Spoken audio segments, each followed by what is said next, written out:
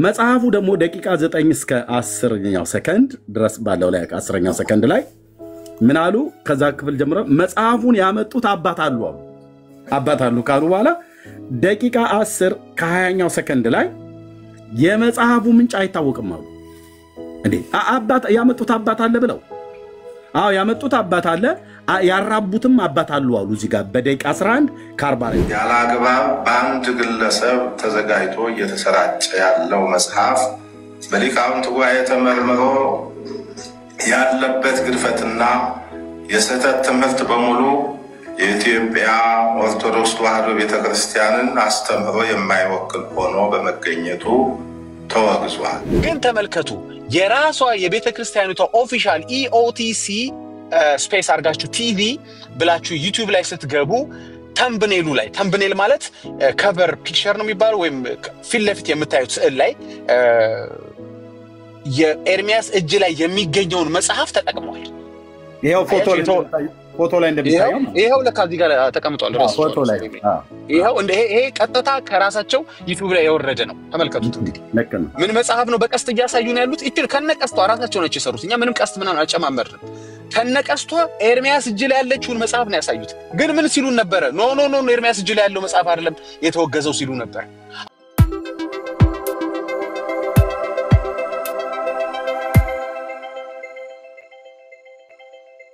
ይቅርታ አድርጉልኝ። እሺ ይሄ ቤት ዝም ብሎ ብዙ ሰው ስለሚያየው ብቻ መጥቶ ማንም ሰው የሚረግጣው ቤት አይደለም። ይሄ ለወንጌል አማኞች ለወንድሞቼና ለእህቶች ነው የምናገረው። ስለዚህ እዚህ አብረው የሚያገለግሉ አብረን የምናገለግል በእግዚአብሔር መንግስት ውስጥ የምናገለግል ለምንናገረው ነገር ኃላፊነት የምንወስድ የምንናገረው ነገር በመረጃ አስደግፈን በእግዚአብሔርም ቃል መጻሕፍትም ስንገልጥ ገድላትም ድርሳናትም ሲገለጡ ቪዲዮም ስናመጣ መረጃና በማስረጃ ላይ ልናወራ የምንችል ሰዎች ካልሆኑ በስተቀር ሌሎች ሰዎች ዝም ብለህ የወንጌል አማኝ ብቻ ስለሆንክ ሳላውቅህ ወይ ሳላውቅሽ ዝም ብሎ መግባት የለምና እንዳትቀየሙ። ብትቀየሙ ምንም ልረዳችሁ አልችልም። ባጭሩ አላስገባም እና በመላክ አትድከሙ። ከገስት ላይ ሳወርዳችሁ ስትልኩ ከገስት ላይ ካወረድኩ በቃ ኖት ዌልካም እያልኩ አይደለም። እዚህ ገስቱ ላይ ገብተህ ልትናገር አንፈቅድም። ማን ናችሁ? በመጀመሪያ ማን ናችሁ? የት ነው? የት ቤተክርስቲያን ማን ኃላፊነት አላችሁ? ምክንያቱም ብዙ ሰዎች መጣው በዚሁ ፔጅ ላይ ራሳቸውን አስተዋውቀው በኋላ ላይ ወጣው እንደው የስተት ትምህርት ሁሉ ጭምር ሲያስተምሩ ያገኘኋቸው ሰዎች አሉና በመጀመሪያ እንተዋወቅ ለማለት ነው። ተባረኩ፣ ጸጋ ይብዛላችሁ። ቴንክ ዩ። እሺ እቴሊያ ሰላም በይና ከዛ ግርምሽ ሰላም ይበልና ለዳጊዬ ጊዜ ሰጠዋለሁኝ። የምናወራቸውን ሁሉ በመረጃና በማስረጃ ላይ ተደገፈ ስለሆነ እንደዛ እናረጋለን ማለት ነው። ተባረኩ። እሺ ሰላም ኤርሚዬ፣ ዳጊ፣ ወዲ፣ ሀራስ፣ ግርማ፣ ቅዱሳን ሁላችሁም እንዴት ናችሁ? ሰላም ናችሁ? ኤርሚዬ ተናፍቃል። እንኳን አየንክ። ተባረክ፣ ጸጋ ይብዛል። ሌሎቻችሁም ተባረኩ። እግዚአብሔር ይባርካችሁ። ቴንክ ዩ። እሺ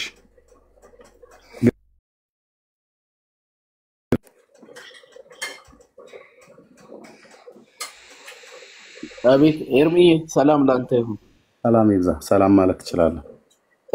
እሺ የጌታ ሰላምና ጸጋ ይብዛላችሁ። የተወደዳችሁ የእግዚአብሔር ቤተሰቦች፣ ወንድሜ ዳጊ፣ ቄስ ወዲ፣ ሀራስ፣ ሊሊ፣ ወንድማችን ኤፍሬም ሁላችሁንም በጌታ ሰላም ብያችኋለሁ። እታች ላይ ያላችሁ 400 እና ከዛ በላይ የሆናችሁ ሰዎች የጌታ ሰላምና ጸጋ ይብዛላችሁ። ኤርሚሻይ አለ ኦኬ አለ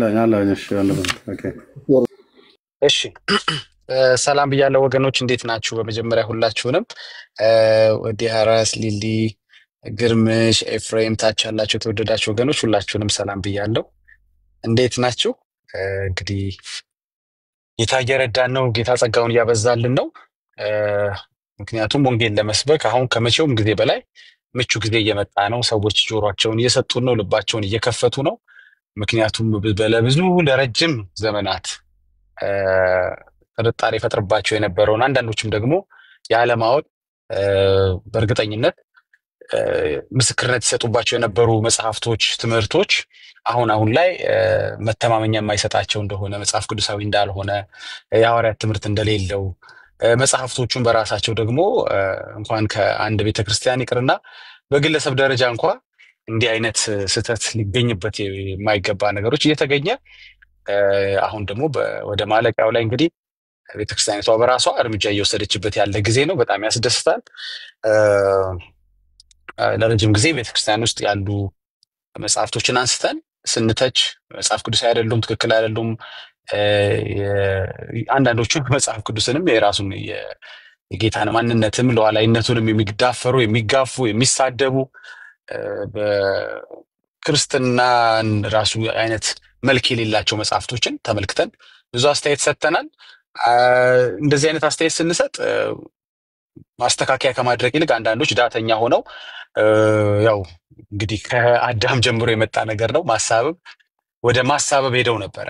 አንዴ በነጋዴ ገባብን ሲሉ፣ አንዴ መናፍቆች ያስገቡብን ሲሉ፣ አንዳንድ ጊዜ ደግሞ ከየት እንደመጣ አይታወቅም እያሉ ምክንያት እየፈለጉ እያሳበቡ ነገሩን ወይም መጽሐፍቶችን ከማረም ይልቅ በሌሎች ጉዳዩን በማላከክ ለረጅም ጊዜ ቆይተዋል። እንግዲህ ታውቁታላችሁ። አሁን ላይ ግን ከነጋዴውም ከመናፍቁም ወይም ከሌላ ሰው ከማሳበብ ይልቅ በራሳቸው ቤተክርስቲያን ጸሐፊዎች የተጻፈ በመሆኑና ሊያሳብቡት የማይችሉበት ደረጃ ላይ በመድረሱ ይሄንን ወንጌል ነው ብሎ መሸከምና መቀጠል የሚያቀታቸው ደረጃ ላይ በመድረሱ አንዳንድ ነገሮችን ነቅሰው ማውጣት ሳይሆን እንዳለ ቆርጦ መጣል የተሻለ በመሆኑ ቆርጠው እየጣሉ ያለበት እያስወገዱ ያሉበት ሰዓት ነው። ይሄ በጣም የሚበረታታ ነው። ምክንያቱም ልትመርጡት አትችሉም። እንዲያውም አንዳንድ ኤርሚ በምሳሌ የሚናገረው አባባል አለ። እንዴት ነው ጠላ ውስጥ የሚገኙ አንዳንድ እንዴት ነው ተፍታችሁ ማስጨርሷቸው ምንድን ነው አብረው የሚገቡ እንትኖች አሉ አይደለ? እንደዚህ ጥፍጥፍ ብላችሁ ገብስ ነው ይባላል። ገፈት እንዴት ተፍታችሁ የምትጨርሱት አይደለም። እና አንዴ መድፋት ይሻላል። እና አሁን ወደ መድፋቱ የመጡ ይመስለኛል። በጣም ጥሩ ነው። ስለዚህ መግለጫዎችን ሰጥተዋል። አሁን ችግር የመጣው ምንድነው? መግለጫዎች ሲሰጡ አሁንም ትንሽ መሸፋፈን ነገር አለ። ጥሩ ነው የተደረገው እርምጃ መልካም ነው። ግን አንዳንድ ሰዎችን ግለሰቦችን ለማስመለጥ ነገሩን ደግሞ እንደው አልሰሩም አላደረጉም እንዳይባል ያህል የግብር ይውጣ ነገር የማድረግ ነገሮችን እያየን ያለ ነው። ያ ትክክል አይደለም። ካደረጉ ካወገዙ በግልጽ መጽሐፉን በግልጽ ጠቅሰው ዓመተ ምሕረቱን ጠቅሰው የጸሐፊውን ወይም የግለሰቡን ስም ጠቅሰው እርምጃ መውሰድ ነበረባቸው። ለምን አላደረጉም? እኛ ብዙ ነገሮችን መገመትም እርግጠኛ ሆኖ መናገር የምንችልባቸው ነገሮች ተፈጥረዋል። እኔ በራሴ መገመት ከምችለው ልጀምር። በግልጽ እከሌ ነው ይህንን መጽሐፍ ያተመው፣ ስለዚህ እከሌን ጠርተን እናወግዘዋለን ማለት ያልቻሉበት ግን ዝም ብለው በገደምዳሜው የመጽሐፉን የጻፈውን ግለሰብ ተጠርቶ ምክር እንዲመከር ሁለተኛ እንዲህ አይነት እንዳይጽፍ ብለው ስሙ ያልጠቀሱበት ምክንያት ምንድን ነው የሚመስለኝ? ይሄ ግለሰብ የጻፈው የስህተት መጽሐፍ ይህን መጽሐፍ ብቻ አይመስለኝም። ይቅርታ እኔ ጋር ድምፅ አለ ከተሰማቸው አላውቅም። ገድለ ዮሐንስ መጥምቀ ብቻን ወይም ይሄን የተወገዘው መጽሐፍ ብቻ የጻፈ ሰው አይመስለኝም። ይሄ ሰውዬ ስሙ እንዳይጠቀስ የተፈለገው በእርግጠኝነት ሌሎችም እንደዚህ አይነት መሰል ስህተት ያለባቸው መጽሐፍትን ስለጻፈ ስሙን ላለመጥቀስ የፈለጉ ይመስላል። ምክንያቱም እዚህ ላይ እንዲህ አይነት ሙሉ ለሙሉ የሚወገዝ የስህተት ትምህርትን የሚጽፍ ሰው ግለሰብ ከሆነ ስለዚህ እንትንም ላይ የጻፈው እሱ ስለሆነ ይመርመር፣ እንትንም ይፈተሽ የሚል ደግሞ ጉምጉምታ ሊያስነሳ ይችላል፣ ጥያቄ ሊያስነሳ ይችላል። ስለዚህ በተቻለው መጠን በገደምዳሚው ዝም ብለው ደፈንፈን አድርገው ሌላኛው ኒቅያ ጉባኤ ከመድረሱ በፊት ባለፈው ቃል ገብታችሁ ነበር፣ ምን ነው ዓመት ሙሉ ምንም ሳትሰሩ ሌላ ዓመት ደረሰባችሁ እንዳይባሉ ዞር ዞር ሲሉ ያገኙትን የአንድ የግለሰብ መጽሐፍ አንስተው ግን በቤተክርስቲያኒቷ እውቀት ያለ መጽሐፍ አንስተው ለማውገዝ የተገደዱ ይመስላሉ። እንግዲህ ቃል እንደገቡት ከሆነ መጽሐፍቶቻቸው ጥራት እንደሚጎላቸው ፓትርያርኩም ተናግረዋል። የትኛው መጽሐፍ ነው ጥራት የጎደለው?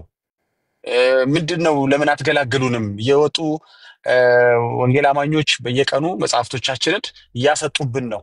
ስለዚህ ለምን አትገላግሉንም? ይሄ እንደዚህ ነው፣ ይሄ እንደዚህ ነው ለምን አትሉም የሚለውን ጫና ለማለፍም ይመስላል። ኤኒዌይስ በዚህም በዛም እኔ እንዲያውም አሁን በቃ በነጋዴም በጴንጤም በምንም እያሳበባችሁ ብቻ አውጡና ጣሉልን ነው። እነዚህን የስህተት ትምህርቶች እነዚህን ጸረ ወንጌል መጽሐፍቶችን ብቻ አውጥታችሁ ጣሉልን። የእኛ ስም ራሱ ለምን ጎድፎ አይሆንም? ችግር የለም እኛ እንዳላረግነው ስለምናውቅ በእኛም አሳባችሁን በጴንጤም በነጋዴም አሳባችሁ አስወግዷቸውና ሰው ከስተት ትምህርት ይራፍ ችግር የለ። እኔ የእውነት የኔ ግለሰቡ ስም ጠፍቶም ቢሆን ብቻ ሰው ከስተት ትምህርት ይረፍስ ይበቃዋል። ይሄን ያህል የተበዘበዘው ይሄን ያህል ከዘላለም ህይወት ርቆ የኖረው ወይም ከእግዚአብሔር ጸጋና ምህረት ከእውነት ቃል ርቆ የኖረበት ዘመን ይበቃዋል። ስለዚህ ወደ ዛሬው ርዕስ ለመመለስ እንግዲህ 3 የሚጋጩ መግለጫዎች ሰምተናል። እኛ ብዙ ምኞታችንን ብንናገር፣ ብዙ ማስጠንቀቂያዎችን፣ ብዙ ማሳሰቢያዎችን፣ ብዙ እውነቶችን ብንገልጥም እንዳልሰማ ሆነው ለመኖር ፈልገው ነበር። ግን አሁን ተጽዕኖ በዝቶባቸዋል። እንዳልሰማ ሊሆኑ የማይችሉበት ከራሳቸው ምዕመናን ጀምሮ እስከ ሊቃውንታቸው ድረስ ጥያቄ እያስነሱ ያሉበት በመልእክቶቻቸው ሁሉ ስለ ማርያም ቤዛነት ከተነሳው እና ቤዛ መሆን አለመሆን ዙሪያ ከተነሳው ግርግር ጀምሮ አሁን ከታች እስከ ላይ ከኛም ሰፈር ከሚነሳው ጥያቄ የተነሳ ተጽዕኖ እንደበዛባቸው ያስታውቃል። ተጽዕኖ ወደ መግለጫ አምጥቷቸዋል፣ ወደ እርምጃ አምጥቷቸዋል። ጥሩ ነው፣ ይበረታታል። በደንብ ግን ግልጽ አይደለም፣ ቬግ ነው። ኦኬ ዛሬ እንግዲህ መጣንበት ዋናው እና እኔ በጣም ያሳቀኝ አንዱ ከሚገጫጩ ሐሳቦች ውስጥ በኋላ በደንብ ገባበታለሁ። እንደ መግቢያ ግን ለመናገር እኚህ ምስጥር የሚባሉት የዜማው ሊቅ ደብረ ሊባኖስ የሚገኙት ሊቅ መተው በገድለ ዮሐንስ ላይ አስተያየታቸውን ጽፈው እንዲህ አይነት ስህተት አግኝቼበታለሁ፣ ስለዚህ ይሄ ገድል ተብሎ ሊጠራም አይችልም፣ ከጋዜጣ የሚያነሰ ነው ወይም ጋዜጣ ነው ብለው የተቹት እኚህ አባት ትንሽ ፍርደ ገምድል ናቸው። ለምንድን ነው? በመጀመሪያ እሳቸው ያሉበት ገዳም ውስጥ ያለው መጽሐፍ በራሱ ከራሳቸው መጽሐፍ ቢጀምሩ ጥሩ ነበር። እንግዲህ ከገድለ ተክለ ሃይማኖት ሳይጀምሩ ገድለ ዮሐንስ ላይ ምን እንዳንጠለጠላቸው አላውቅም። ይቅርታ ለአማርኛ ወይም ምን እዛ ላይ ወደዛ እንዳመጣቸው አላውቅም። እሳቸው የሰጡት ምክንያት አለ፣ ግን ተቀባይነትም የሚያገኝ አይመስለኝም። ስለዚህ እኔ ቢጀምሩ የሚሻለው ካሉበት ደብር፣ ካሉበት ገዳም፣ ካሉበት የገድለ ተክለ ሃይማኖት መጽሐፍ ቢጀምሩ ጥሩ ነበር። ሆኖም ግን ይሄን መጽሐፍ ለማጣጣል ይሄን መጽሐፍ እንዲወገድ ለማድረግ ከዘረዘሯቸው ነጥቦች ብንነሳ ያስቀመጧቸው መጽሐፉን ለማግለያ ለማስወገጃ ያስቀመጧቸው ነጥቦች ከራሳቸው ደብር ገድለ ተክለ ሃይማኖት ወይም ከራሳቸው ገድል ከሚገኙ ብዙ መጽሐፍት ጀምሮ ኦልሞስት የመጽሐፍ ቅዱስ ላይ እስከ 3ኛ መቃብያን ላይ እስከሚገኝ ሐሳብ ድረስ ያለ መጽሐፍ ቅዱስን ራሱ የራሳቸው መጽሐፍ ቅዱስ ራሱ ሊያወግዝ የሚችል አመንኪዮ ወይም ምክንያት ጠቅሰዋል። በደንብ በኋላ ገባበታለሁ። እንግዲህ እሳቸው ከዚህ የተነሳ ገድሉ ይወገድ ብለው ያስቀመጡት አንዱ ነጥብ መጽሐፍ ቅዱሳቸውን ራሱ የሚያስወግዝ ነጥብ ነው። እንደዛማ ከሆነ ይሄ ሐሳብ ትክክል አይደለም የሚሉ ከሆነ ይሄ ሐሳብ የናንተ ተጨማሪ መጽሐፍት ላይ የሚገኝ ሐሳብ ነው። እንደሱማ ከሆነ 3ኛ መቃብያን መወገድ አለበት የሚያስብል ጥያቄ ያስነሳል። እንደሱማ ከሆነ ገድለ እንትን መወገድ አለበት፣ እንደሱማ ከሆነ ድርሳነ እንትን መወገድ አለበት። ለዚህ ገድል የሰጡት የማፍረሻ የማስወገጃ ዝርዝር ሐሳቦች እኮ ሌሎች ገድሎች እንዲወገዱ ምክንያት የሚሆን ነው የሚያስብል እንግዲህ ጥያቄ ያስነሳል። ሌላው ጸሐፊውን የማድበስበስ ነገር ቅድም እንዳለ ተናግሬያለሁ። አሁን ብለው እንዳይገለጽ አድርገዋል። ስሙንም መጥቀስ አይፈልጉም። አንዱ በከላይ ያሳብባል፣ አንዱ ጸሐፊ የለም ይላል፣ አንዱ ምንጩ አይታወቅም ይላል። ብዙ ነገር ነው የምትሰሙት። ከ3 መግለጫ ውስጥ 3 የተለያዩ ነገሮችን እየሰማን ነው።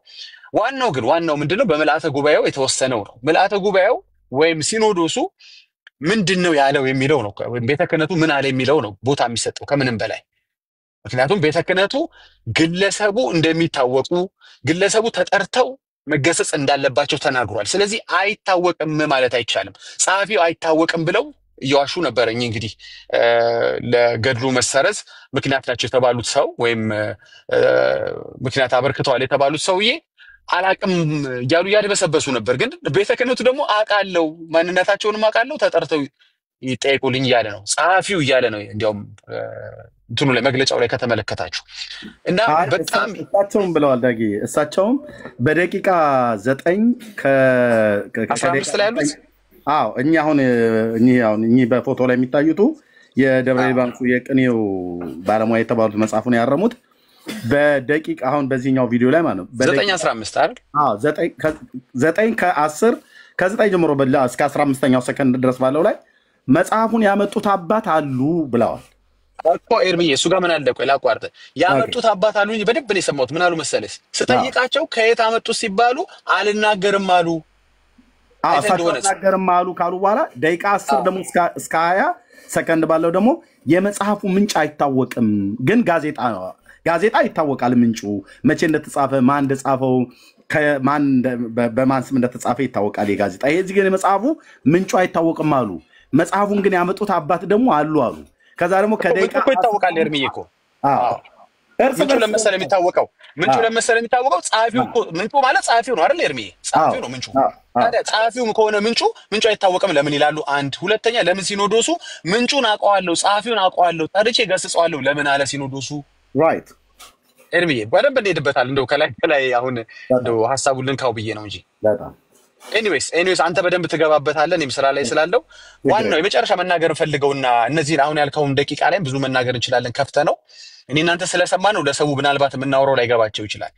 ለአንተ እድል ልስጥህና አንተ ሂድበት። እኔ ግን ትልቅ በጣም ልናገር የፈለግኩት እኛ ቤት ውስጥ ቅድም መቸለታ እንግዶች አስገብተን ስንናገር ኖ ይህ አይደለም የተወገዘው መጽሐፍ እንትን የሚባለው ነው በቃ ለመሸፋፈን ፈልጎ አንደኛው ጭራሽ አልታተምም ይላል፣ አንዱ ህትመት ላይ አልገባም ይላል፣ አንዱ ተሰራጭቷል ይላል። ድብልቅልቅ ያለ ነገር ነው ያለው። ኦኬ የግለሰቦችን ወሬ በእርግጥ እዚህ ጋር አምጥተን እንትን አንድም እነዚህን የተቋማት የሚናገሩትን ወይም ደግሞ ሊቃውንት የሚናገሩትን ጉዳይ ነው ቦታ የምንሰጠው። ስህተት ካለም ይታረም የምንለው እንጂ ዝም ብሎ አንድ ቲክቶክ ላይ መጥቶ የተሳተፈ ሰው የተናገረው ነገር ቦታ ሰጥቼ በእርግጥ ላውራ አይገባም። ኦኬ ግን ለምንድን ነው የዩቲዩባቸው? ተመልከቱ፣ አሁኑን እያወራው ገብታችሁ ሳያጠፉት ተመልከቱ። በእርግጥ ቪዲዮም አድርጌዋለሁ፣ ፒክቸሩን ሴቭ አድርጌዋለሁ።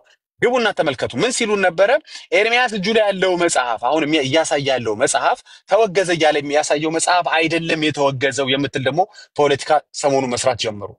ግን ተመልከቱ፣ የራሷ የቤተ ክርስቲያኒቷ ኦፊሻል ኢኦቲሲ ስፔስ አድርጋችሁ ቲቪ ብላችሁ ዩቲዩብ ላይ ስትገቡ ተምብኔሉ ላይ ተምብኔል ማለት ከቨር ፒክቸር ነው የሚባለው ወይም ፊት ለፊት የምታዩት ስዕል ላይ የኤርሚያስ እጅ ላይ የሚገኘውን መጽሐፍ ተጠቅሟል።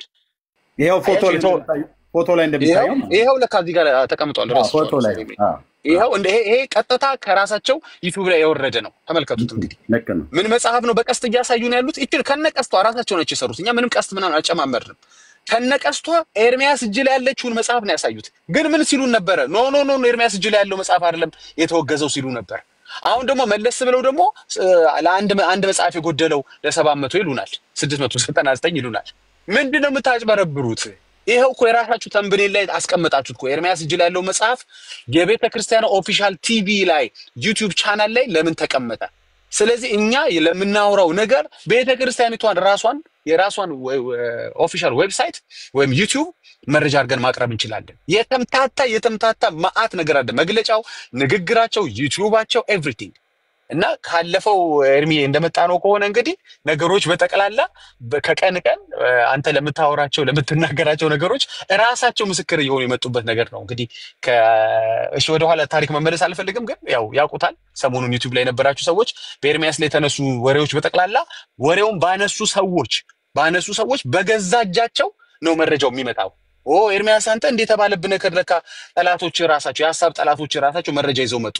ይሄው አሁን ደግሞ የቤተ ክርስቲያኒቷ ዩቲዩብ ለኤርሚያስ መመስከር ጀምሯል። ኤርሚያስ እጅ ላይ ያለውን መጽሐፍ ፒክቸር በመጠቀም ነው ተምብኔሉ ላይ የሰሩት። ምን ይውጣቸዋል አሁን እኮ? ስለዚህ ምን ሆነ ማለት ነው? ሐሰት ፈረሰ ማለት ነው።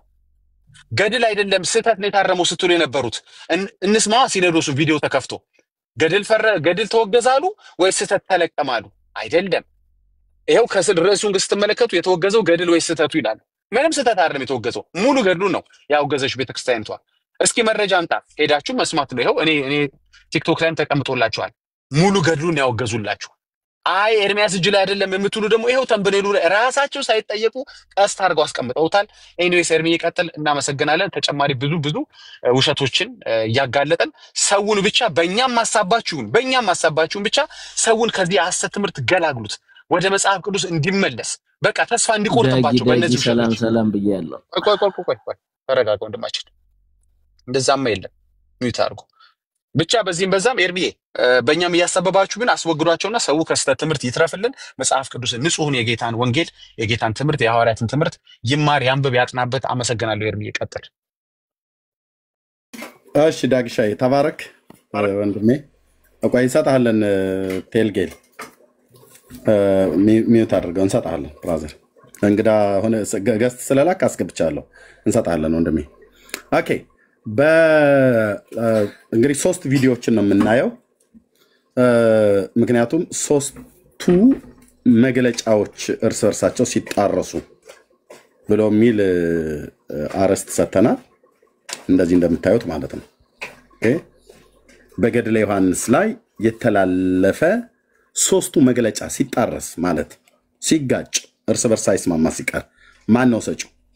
የሆነ ግለሰብና የሆኑ ሰዎች ቤተክርስቲያኒቱ ወይስ አጠቃላይ ቤተክርስቲያኒቱን የሚወክሉ ናቸው ተብሎ ሲባል ምንጫቸው 3ቱም ቤተክርስቲያን ነው። ቅዱስ ሲኖዶስ፣ ሊቃውንት ጉባኤና የኢትዮጵያ ኦርቶዶክስ ተዋሕዶ ቤተክርስቲያን ቴሌቪዥን ፕሮግራም ማለት ነው ምንጩ ማለት ነው። በዚህ መጽሐፍት ላይ ጴንጤዎቹ ምን አሉ? ካቶሊክ ምን አይነት ሐሳብ ሰጠች? ኦርቶዶክስስ ምን አለች? አይደለም 3ቱንም እንደዚህ እናሰማለን ማለት ነው። ልብ በሉ።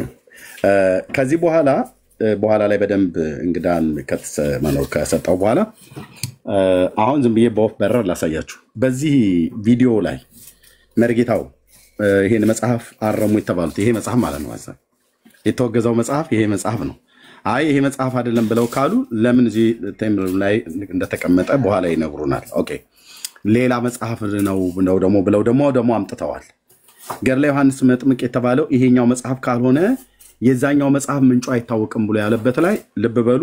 2 ጊዜ ነው የሰማሁት ቪዲዮ ዳጊዬ ልኮልኝ 2 ጊዜ። አንደኛውን ደቂቃ ሳልሰማሁት በኋላ ላይ ግን ይሄ ነገር ደቂቃ መያዝ አለብናል እኔና ዳግሻ ተዳውለን እሱ ስራ ላይ ስለነበር አንተ ደቂቃ እያስክ ስማለኝ ደቂቃ እያስኩ ሰማሁ። ስለዚህ ከ40 ሰከንድ ከደቂቃ ማለት ከ40ኛው ሰከንድ ላይ ነው ይሄ 40 ብያልኩት ሰከንዱ ላይ ነው።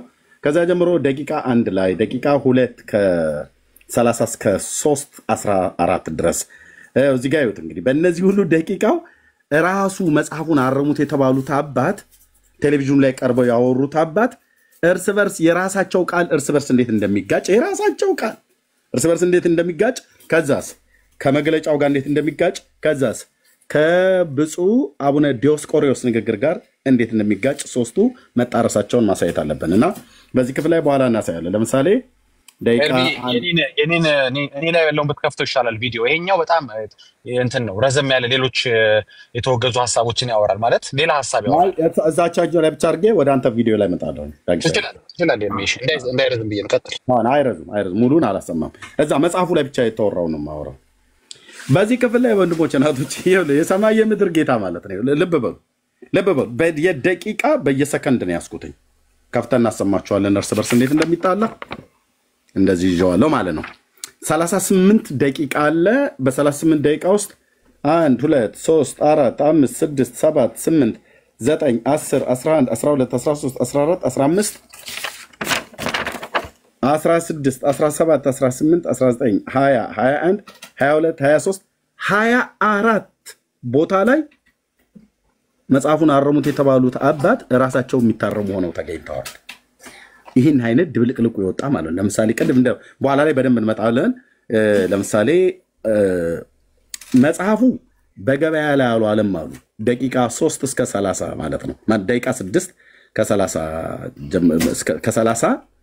ደቂቃ 30 ማለት ነው። ደቂቃ 6 ከ30 ሰከንድ እስከ ደቂቃ 6 እስከ 55 ድረስ ባለው ማለት ነው። 53 ብዬ እዚህ ጋር ጽፌዋለሁ። በገበያ ላይ አልዋለም አሉ። እዚህ ጋር በገበያ ላይ አልዋለም ብለው ካሉ በኋላ መጽሐፉ እንደገና ደግሞ እዚሁ በደቂቃ 7:8ኛው ሰከንድ ጀምሮ እስከ ደቂቃ 7:45ኛው ሰከንድ ድረስ ተበትኖ ነበር አሉ። መጽሐፉ የት? በሰሜኑ የሀገራችን ክፍል። ኦኬ በገበያ ላይ አልዋለም ካሉ በኋላ በስጦታ መልክ ግን ተበትኗል አሉ። አንዳንዱ በሽያጭ ምናምን ነገር ነው፣ አንዳንዱ ግን በስጦታ ነው ብለው ያሉት አሉ ማለት ነው። ከዛ መጽሐፉ ደግሞ ደቂቃ 9 እስከ 10ኛው ሰከንድ ድረስ ባለው ላይ 10ኛው ሰከንድ ላይ ምን አሉ? ከዛ ክፍል ጀምሮ መጽሐፉን ያመጡት አባት አሉ ካሉ በኋላ ደቂቃ 10 ከ20ኛው ሰከንድ ላይ የመጽሐፉ ምንጭ አይታወቅም አሉ። እንዴ አባት ያመጡት አባት አለ ብለው? አዎ ያመጡት አባት አለ፣ ያራቡትም አባት አሉ አሉ። እዚህ ጋር በደቂቃ 11 ከ40 ላይ ማለት ነው። መጽሐፉን አራብተውታል ማለት ተሰራጭቷል ማለት ነው። ከዛስ የመጽሐፉ ምንጭ ደግሞ አይታወቅም አሉ። አሁን እንዴት አይነት እኮ መግለጫ እንደሆነ አንዴ መጽሐፉ ማን እንደጻፈው አይታወቅም ይላሉ። አንዴ ገድል ነው ይሉታል። አንዴ ጋዜጣ ነው ይላሉ። ቃል በቃ እዚህ ጋር ምናምን የመጽሐፍ ወገዝ ይላሉ። አዎ መጽሐፉ ምንጩ አይታወቅም ካሉ በኋላ ልክ ጋዜጣ ምንጩ ግን ይታወቃል አሉ። እዚህኛው ደቂቃ ላይ ምንጩ ይታወቃል። የጋዜጣ መቼ እንደተጻፈ በማን እንደተጻፈ የጋዜጣውም ስም ይታወቃል። መጽሐፉ ምንጩ አይታወቅም አሉ። አንዴ ደግሞ ያመጡት አባት አሉ መጽሐፉ ገድለ ዮሐንስ መጥምቅ ተብሎ ይባላል አሉ። ከዛ ደግሞ ለስርጭት አልዋለም ይላሉ። ገና አልታተመም ለህትመት አልዋለም። አይ የለም በሰሜኑ ሀገራችን ክፍል ደግሞ ተሰራጭቷል ይላል። እንዲህ አይነቱን ነገር በኋላ ላይ እያንዳንዱን እዚህ ውስጥ የተጻፈውን አስነባችኋለሁ። የቤተክርስቲያኒቱ መግለጫ ነው፣ ልብ በሉ። የአንድ ግለሰብ መግለጫ አይደለም። ኦኬ ብፁዕ አቡነ ዲዮስቆሮስ ምን አሉ? ባሩና ጥንታዊው የቅዱስ ዮሐንስ መጥምቅ ገድል እንደተጠበቀ ሆኖ ገድለ መጥምቀ መለኮት ቅዱስ ዮሐንስ በሚል ያለ አግባብ በአንድ ግለሰብ ተዘጋጅቶ እየተሰራጨ ያለው መጽሐፍ በሊቃውንት ጉባኤ ተመርምሮ ያለበት ግድፈትና የስህተት ትምህርት በሙሉ የኢትዮጵያ ኦርቶዶክስ ተዋሕዶ ቤተክርስቲያንን አስተምህሮ የማይወክል ሆኖ በመገኘቱ ተወግዟል። አንድ ዓመት ያለው ወንድሞቼ እናቶቼ ከ2012 እስከ 2013 ያው እዚህ ጋር ደቂቃ ስንት ላይ ነው እንትን እንዳለ? ኦኬ ደቂቃ 15 ጀምሮ ከደቂቃ 15 ከ30 ሰከንድ ገድሉን ማረም የተጀመረው በ2012 ነው። ማን ነው አራሚው? በሊቃውንት ጉባኤ ሁሉ ታይቷል። እኚህ አባት ካመጡት በኋላ በሊቃውንት ጉባኤ ለስንት አንድ ዓመት ቃል በቃል የተናገሩት እየተነበበ እየተመሰጠረ ቆይቷል አሉ። እየተነበበ እየተመሰጠረ የሊቃውንት ጉባኤ ኦኬ መጽሐፉ እሳቸው ብፁዕነታቸው ተሰራይቷል አሉ። ዋናው ነባሩን እንጂ ነባሩን ሳይነካ ይሄኛው ተሰራይቷል እና ህዝብ ይንጠንቀቅ እያሉ እየተናገሩ ነው። በዛኛውም ላይ ገድለ ዮሐንስ መጥምቅ ነው የተወገዘው አሉ። ደቂቃ 6 ላይ ምን ይላል?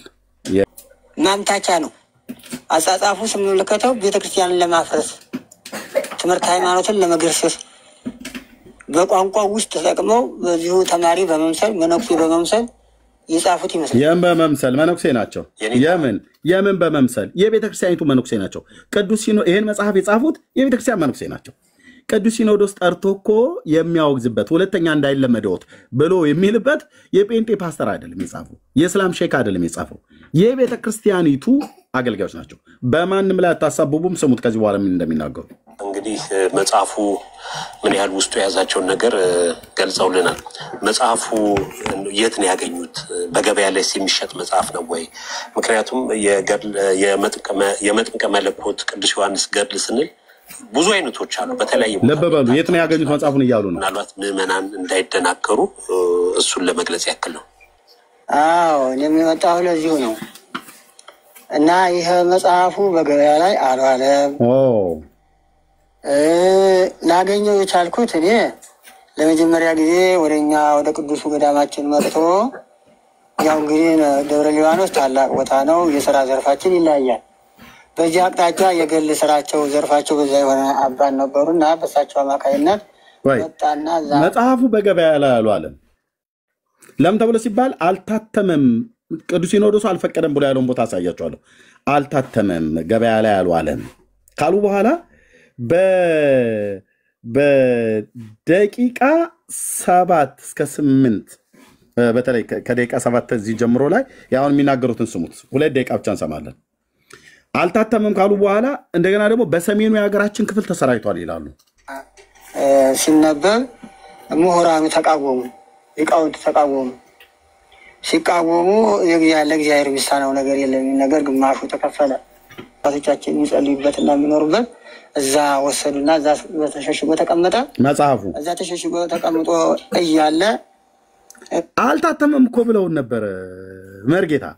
አልታተመም ብለው በቤተ መርፋቅ ደግሞ ተቀመጠ፣ የጸሎት ቦታ ገዳማውያኑ የሚቀመጡበት ቦታ ብለው ደግሞ አሉ። ይታያችሁ። አሁንም ስሙ። እንግዲህ አባት አሁን ያልኳችሁ ያው በበጎ አድራጎት አጽፈው አስወጥነው ተነሯል።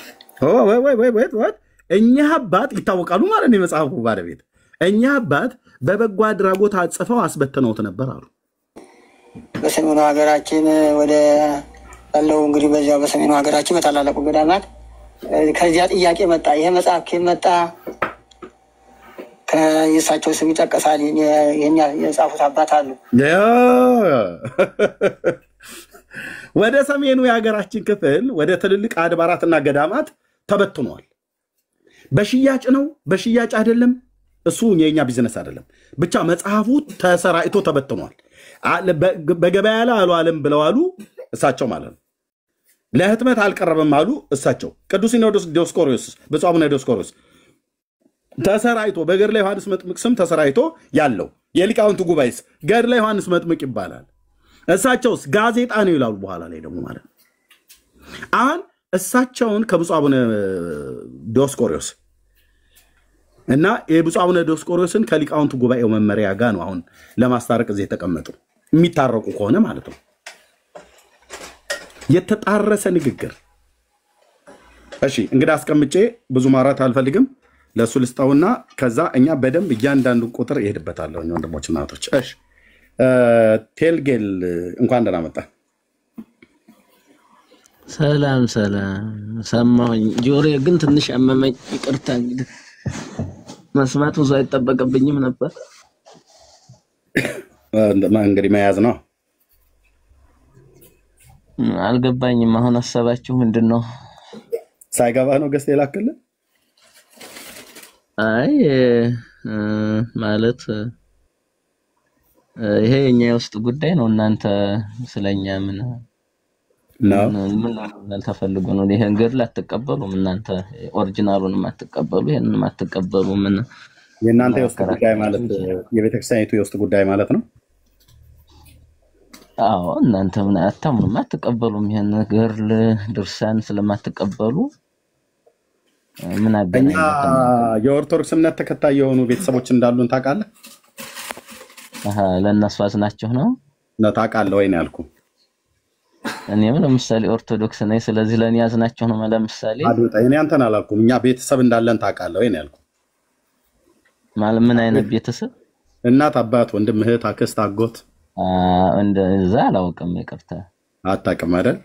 ከኮሲ ላይ የበቀልን መስሎህ ነው። እንግዳው እናሳውቅህ።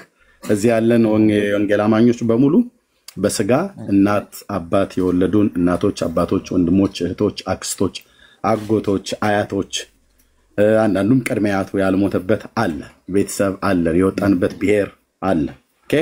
ስለዚህ የእናንተ የውስጥ ጉዳይ ቤተሰቦቻችንን አፍናችሁ በእንዲህ አይነት የስተት መርዝ ስትገድሏቸው ወደ ሲኦል ስትልኳቸው ዝም ብለን አናይም። አንተ በስጋ እዚህ ውስጥ የምትዛመደን ባትኖርም ባይኖርህም እንደ ኢትዮጵያዊ ወንድማችን ነህ ብለህ እውነቱን ከሐሰት ለይተን ልናሳውቅ ይገባል። አይ እናንተ እኛን አይመለከትም ብለህ ካልክ ስለአንተ አይደለም።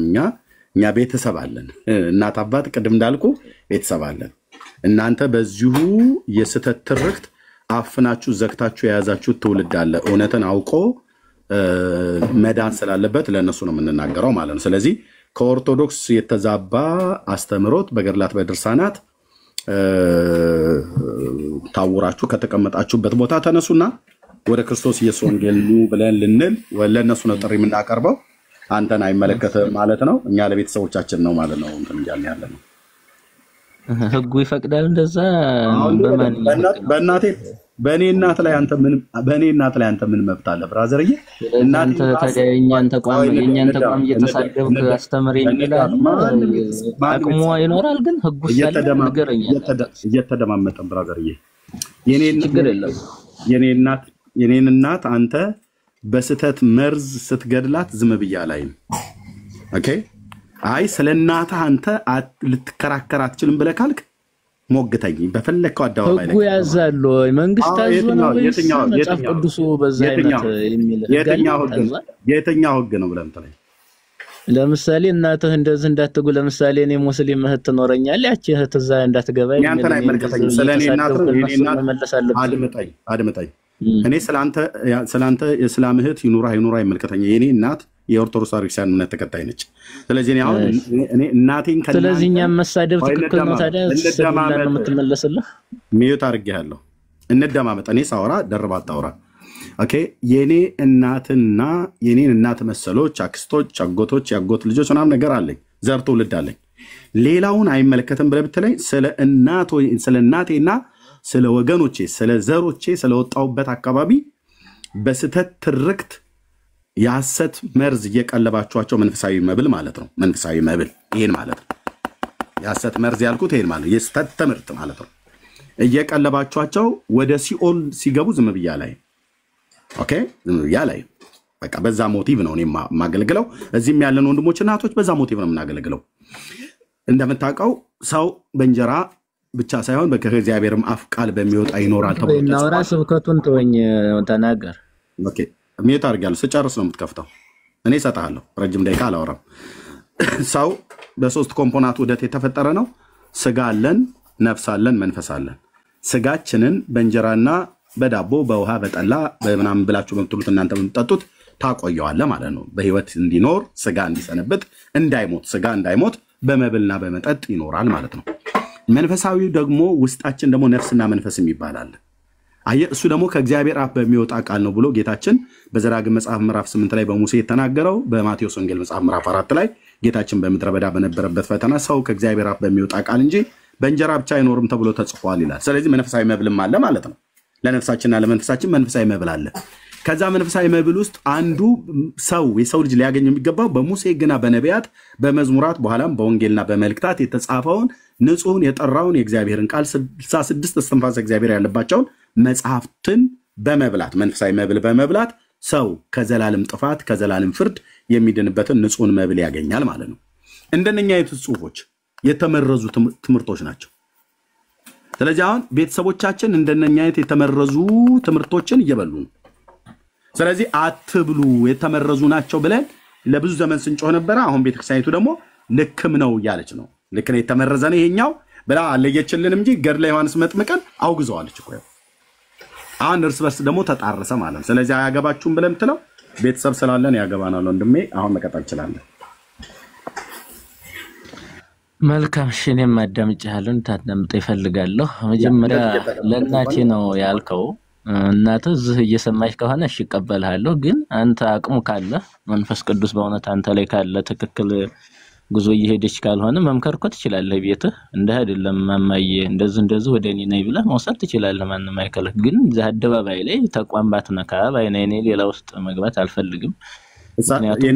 የኔን እናትና መሰሎች ስለሚያስቀጣ ብራዘር፣ የኔን እናትና ሌላ መሰል እናቶች ኢትዮጵያውያን እናቶች በየዋህነት የሚሄዱ እያሉ ለእኔ እናት መልእክቱን ሳስተላልፍ በጓሮ በስልክ ከማንሾካሾክ በአደባባይ ላይ እናገራለሁ። ምክንያቱም እንደኔ እናት የሆኑ በጣም ብዙ ኤርትራውያን ኢትዮጵያውያን እናቶች ስላሉ ይሄን ነገር ዓለም መስማት አለበት።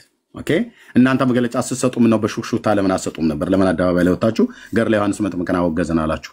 ቤተክርስቲያን ተቋም ለእናንተ አይደለም መግለጫ የሰጠነው ለኛው ተከታይ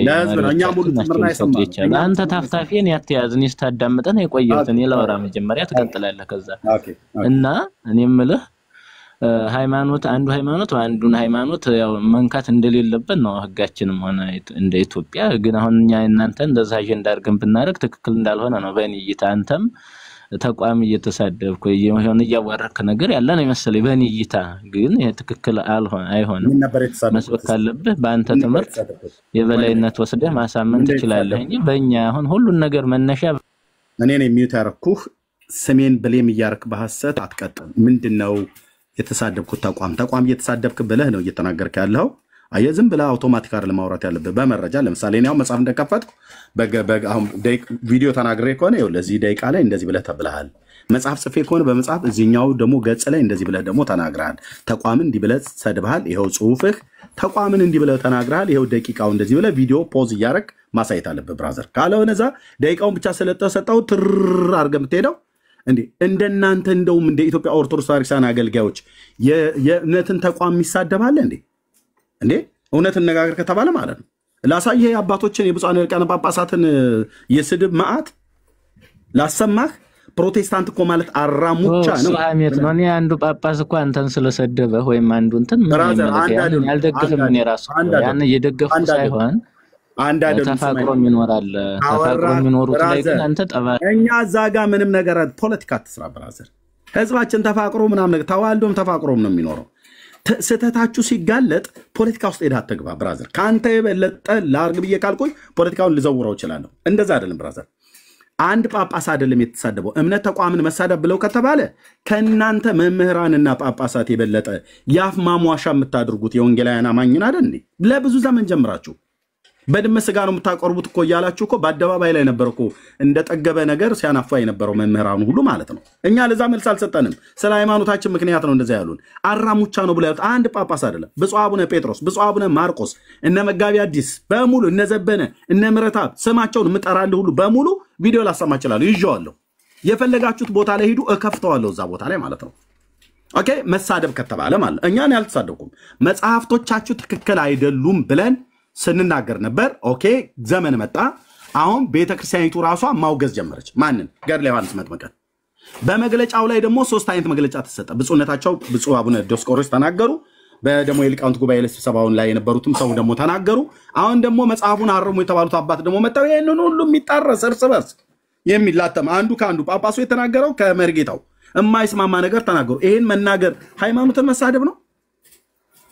ይሄን መናገር ሃይማኖትን ማጠልሸት ነው? እኮ የኛ ጉዳይ ነው። ታዲያ ተናገር። ይሄ የኛ ጉዳይ እርስ በርስ ነው። ለከ የናንተ ጉዳይ ነው። የናንተ ጉዳይ ደግሞ ነገር የለም። አንድ ገርል እናንተ አትቀበሉም። ስለ ገርል አሁን ትንሽ አይከብድም? ውስጥ ገብታችሁ ሰው እንትን ውስጥ ገብቶ አሁን ስለዚህ አሁን ብትናገር አንተ አሁን ይሰረግላል ይሄ አይሰረግልም ብትል ማን ይቀበላል? አይሆንም ብዬ እኮ ነው። ተሆነ እኔ ደስ ይለኛል የሚያስገድ ከሆነ። ኦኬ ቴንክ ዩ። ገድሉ የናንተ ነው ብራዘር። የናንተ የቤተክርስቲያኒቱም ጉዳይ ነው። የቤተክርስቲያኒቱ ጉዳይ እኛንም በአንድም በተዘዋዋሪ መንገድ ይመለከተናል። እንዴት ይመለከታችኋል? እናንተ እምነታችሁ የወንጌል አማኝ ወይ ፕሮቴስታንት አይደላችሁ ብለህ ብትለን፣ አዎ ፕሮቴስታንት ወይ ደግሞ የወንጌል አማኞች ነን። ካቶሊክ ነች በእርግጥ ፕሮቴስታንት ያልችን፣ እኛ የወንጌል አማኞች ነን፣ ክርስቲያኖች ነን። ኦኬ። እንዴት ይመለከታችኋል ታዲያ በእኛ መጽሐፍቶች በእኛ የውስጥ ጉዳይ ብለህ ካልክ፣ ቤተሰብ አለን እኮ ነው ብዬ የምልህ። ኦኬ። ቤተሰብ አለን። እዚህ ያለ ትውልድ በሙሉ ከኮሲ ላይ የበቀለ የሆነ እንጉዳይ ነገር ወይ ደግሞ ደም አስተፊ የሚባል አይነት ነገር አለ ገጠር። እንደዛ አይነት አይደለም። ዘር አለን፣ ትውልድ አለን፣ ጎሳ አለን፣ ብሔር አለን፣ አገር አለን። ኢትዮጵያውያን ነን፣ ኤርትራውያን እዚህ የተሰበሰብነው። በአንድም በተዘዋዋሪ መንገድ የቤተክርስቲያኒቱ ጉዳይ ይመለከተናል። ለምን እንደሚመለከተን? መንፈሳዊ መብል ስለሆነ፣ መንፈሳዊ ትምህርት ስለሆነ። መንፈሳዊ ትምህርት ደግሞ ይሄ እዚህ ውስጥ የተጻፈው ነገር ቤተሰቦቻችን ዘመዶቻችንን ሁሉ አስሮ ጠፍንጎ የያዘ ወደ ክርስቶስ ኢየሱስ ማዳን እንዳይመጡ። አሁን ይህ ሰው የእግዚአብሔር ታላቅ ሰው ነው፣ ዮሐንስ መጥምቅ የተባለው ማለት ነው። ታላቅ ነብይ ነው፣ እናውቃለን። መጽሐፍ ቅዱስ ላይ ታሪኩን በሚገባ እናውቃለን። ኦኬ። በዚህ ቅዱስ ነብይ ስም የተጻፈ መጽሐፍ አለ። የተጻፈው መጽሐፍ በተጻፈው መጽሐፍት ውስጥ የተጻፈ ራሳቸው አሁን እንኳን እንዳሉት ብዙ የቤተክርስቲያኒቱን ትምህርት ራሱ የሚያፋልስ ነው ብሎ አሉ። መጽሐፉን አውግዘውታል አደባባይ ላይ። ኦኬ። ይህንን ነገር መናገር እናንተን አያገባችሁም ተብሎ አይባልም። የሚያገባን ልብ በል። እኔ አንደኛ ስለ እናቴ ብቻ አይደለም፣ ኦኬ፣ ስለ ቤተሰቦቼ ብቻ አይደለም። እንደኔ እናትና እንደኔ ቤተሰብ ገና በክርስቶስ ኢየሱስ በማመን መዳንን ያላገኙ ወደ መጽሐፍ ቅዱስ እውነት ያልመጡ በእኒና መሰል በሆኑ መጽሐፍቶች ላይ ህይወታቸውን አስረው መንፈሳዊ መብል ነው ብለው እየበሉ ጌታን ሳያውቁ ይሄ ነብይ የሰበከውን ጌታ ሳያውቁ በስሙም በማመን የሚገኘውን የኃጢአትን ይቅርታ ሳያገኙ ወደ ገሃነመ እሳት እየወረዱ ሰዎች አሉ። እነዛ ሰዎች ደግሞ በተሳሳተ መጽሐፍት የህይወታቸው መመሪያ አድርገውት በእነዚህ መጽሐፍቶች ውስጥ የተጻፈውን እውነት ነው ብለው የተቀበሉትን ነገር ሲበሉ ኖረዋል። ስለዚህ አሁን መርዝ ነው እያልን ስንጮህ ነበረ። አሁንም ቤተክርስቲያኒቱ አዎ ስህተት ነው እያለች ነው። ስለዚህ ይህን መናገር ቤተክርስቲያኒቱን ማራከስ አይደለም። ኦኬ።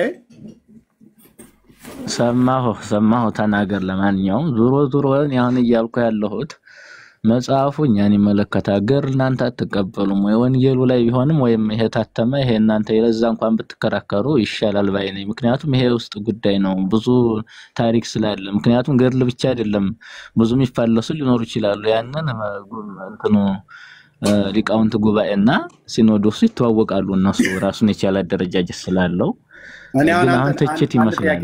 አሁን ስትናገር የሆነ ትችት ይመስላልና ጥሩ አይደለም ላንተ የሚል ገለጻ ነው። አመሰግናለሁ ስላስተናገድከኝ። አንድ ጥያቄ ልጠይቅህ። እሺ ቴንክ ዩ። ገድለ ዮሐንስ መጥምቅን አንተ ትቀበለዋለህ? የተወገዘው ነው ወይስ የትኛው ነው የተወገዘው? እኔ የተወገዘውን እስካሁን አላየሁም እኔ ገበያ ላይ ምክንያቱም እኔ ብዙ አላየሁትም ሰማሁ ለምን አላሳዩንም የተወገዘውን መጽሐፍ እንግዲህ ምናልባት ጊዜ ገና ሊሆን ይችላል ሊያሳዩን ይችላል ወደፊት እኔ ግን እስካሁን አላየሁም ምን እንደሚል ይሄ መጽሐፍን አይተዋል ያው ይሄ የኢኦቲሲ ላይ ነው የተቀመጠው ወቅታዊ ጉዳይ እዚህ ጋር ይታያል አይደል የተወገዘው ገድሉ ወይስ ስተቱ ብሎ የሚል ማለት ነው ይሄ መጽሐፍ ይታያል አይደል ይሄ መጽሐፍ ይታያል አይደል ኦኬ ተወገዘ ተብሎ የተባለው ይሄው አሁን ይሄን ስከፍተው ኢኦቲሲ ቲቪ ነው ቴሌቪዥኑ ራሱ ይሄ መጽሐፍ ካልተወገዘ ለምን እዚህ ጋር አስቀመጠችው ከተወገዘ ለምን እዚህ ጋር አስቀመጠችው የትኛው መጽሐፍ ነው የተወገዘው የትኛው መጽሐፍ ቀደም መርጌታው ለህትመት አልዋለም አሉ ግን ደግሞ በሰሜኑ በአገራችን ክፍል ደግሞ ተሰራይቷል አሉ እሺ እኔ አንድ ጥያቄ ልጠይቅህ ዮሐንስ ስለ ዮሐንስ መጥምቅ ልጠይቅህ አንድ ጥያቄ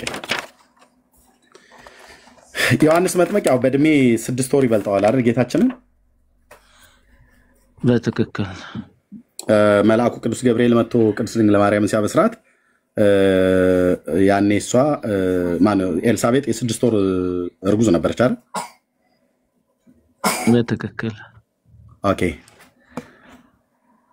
የጌታችን እናት ቅድስት ድንግል ማርያም ወደ ተራራማው ወደ ይሁዳ ከተማ ወደ ኤልሳቤጥ ሄዳ ለኤልሳቤጥ ሰላም ላንቺውን ብላ ባለቻት ሰዓት ላይ ጽንሱ በማህፀኗ ዘለለ ወይ ሰገደ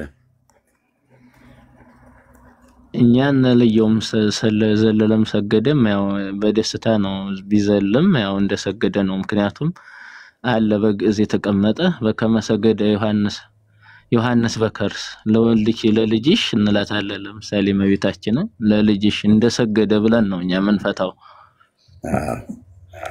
ዮሐንስ በከርስ ዮሐንስ በወድ እንዳለ ክርስቶስ የሰገደልሽ ላንቺ ምስጋና ይገባል ብለን እናመሰግናለን ግዕዝ ስለሆነ ነው ያኛው በከመሰገደ ለወልድኪ ዮሐንስ በከርስ ለምሳሌ አይኑ ዘተገብረ ፈውስም ቅድመ ተትወለድ ድንግል እምቤተ ክህነት ወነግስ ብሎ መድኃኒ ዓለም ኮነ ደመጽጌኪ ክርስቶስ እሰግድ ለተአምርኪ በአብራከ ሥጋ ወነፍስ በከመሰገደ ለወልድኪ ዮሐንስ በከርስ ይላል ያን እንግዲህ ዘለለውን ወደ በሁለ እንደዛ ይፈታል ማለት ግዕዙ እንደዛ ይላል ቴንክ ዩ እግዚአብሔር ይስጥልን ኦኬ ይሄንን እንግዲህ ለወልድኪ ማለት ብሎ ሲል ለልጅሽ ሰገደ ነው አይደል ብሎ የሚለው ለልጅሽ ማለት ነው ለወልድኪ ማለት ለልጅሽ ማለት ነው ቴንክ ዩ ጆአኔ ሰገደው ለሷ ሰግዷል ለልጇ ነው የሚለው እዚህ ላይ ያው እንግዲህ ተተረጉም ለልጇ ነው የሚለው ለወልድኪ ማለት ለልጅሽ ነው የሚለው ለእርሷስ አልሰገደም አይ እዚያ ላይ ለሷ ሰገደ የሚል የለም በከመሰገደ ለተአምርኪ ነው በቤተክርስቲያኒቱ መጽሐፍ በአብራከ ሥጋ በአብራክ ማለት የአብራኳ ልጅ እንደማለት ነው ወነ በአብራከ ሥጋ ወነፍስ በከመሰገደ ለወልድኪ ዮሐንስ በከርስ እንደሰገደ እኛም ላንቺ ተአምር ይሄን ማድረግሽ የሚል አይነት ነው ትርጉሙ ወደ አማርኛ ልክ ነው ስለዚህ ህፃኑ ግን ለሷ ሰግዷል ወይ ነው እየጠይቀዋለሁ ልክ ለሷ ለልጅሽ እንደዛ አይለም ለወልድኪ እኮ ነው የሚለው ይሄ በቃ እቺ ነው ፓርቷ ቴንክ ዩ ግን ቤተክርስቲያኒቱ ለማርያም እንደሰገደ በሌላ መጽሐፍት ላይ አትናገርም እኔ ለጊዜው ይቅርታ እኔ ዜማ ባለሙያ ነኝ ይቅርታ አድርግልኝና ስለ ዜማ ነው ብዙ በዚህ ፓርት ብዙ እንትን አላልኩም በዚሁ ይኖርም ይችላል ብዬ ነው እኔ አልደመድምም ባራነጥፍ እሺ በዚሁ መጽሐፍት ላይ ምን እንደሚል እንግዲህ ላሳየው አንድ የቤተ ክህነት ሰው ነህ በዚሁ ክፍል አሁን ልክ እንዳልከው በከመሰገደ ለወልድኪ ዮሐንስ በከርስ ብሎ የሚለው ደም እዚህ ጋር ጻፍ አድርጌ ይዤዋለሁ ስለማስታውሰው አይኑ ዘረግ ብሎ የሚለው ላይ ማለት ነው ቀደም ያልከው ኦኬ ቁጥር 13 ዘወርሃ መስከረም ገጽ 17 ላይ ቅድስት ኤልሳቤጥም የእመቤታችንን ቃል እንዴት ነሽ ስትላት በሰማች ጊዜ በማህፀኗ ያለው ብላቴና ዮሐንስ ዘለለ በእናቱ ማህፀን ሆኖ የዓለም መድኃኒት ለሆነው ለፈጣሪው ጌታችን ኢየሱስ ክርስቶስ ሰገደ ይላል ለፈጣሪው ሰገደ ይላል ኦኬ ለፈጣሪው በእናቱ ማህፀን ሆኖ የዓለም መድኃኒት ለሆነው ለፈጣሪው ለጌታችን ኢየሱስ ክርስቶስ ሰገደ ይላል በዚሁ ክፍል ላይ ቁጥር 14ም ላይ ለቅድስት ኤልሳቤጥም ጆኒ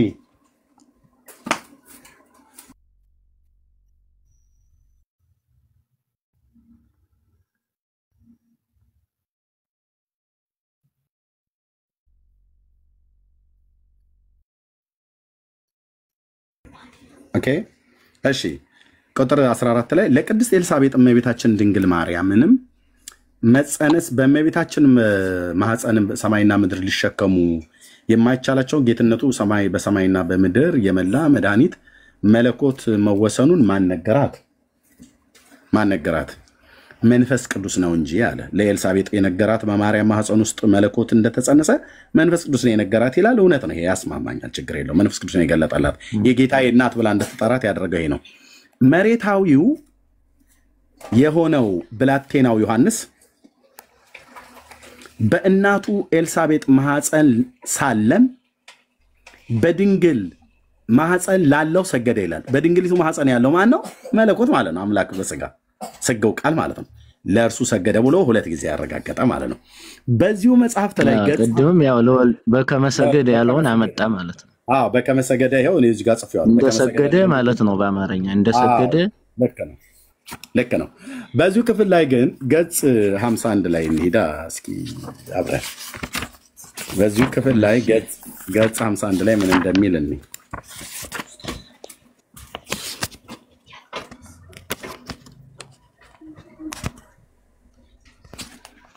ኦኬ ገጽ 51 ዘወርሃ ህዳር ማለት ነው። ዘወርሃ ህዳር እዚህ ጋር 49 አለ፣ ከዛ 50 አለ። 51ኛው ላይ እንደዚህ ይላል ቁጥር 3 እኔስ እጅ በነሳኋት ጊዜ ትላለች። ማን? ኤልሳቤጥ ናት ይመስለኛል። እዚህ ጋር ተናገረው። እኔም እጅ በነሳኋት ጊዜ ይህ ብላቴና ዮሐንስ ድምጿን ሰምቶ በማህፀኔ በደስታ ሰገደላት። በደስታ በሰገደላት በሁለት ወገን ድንግል በምትሆን በንጽሕት ድንግል ማርያም እታመናለሁ አለች። ድጋሚ ላንበባው። ቴንኪው።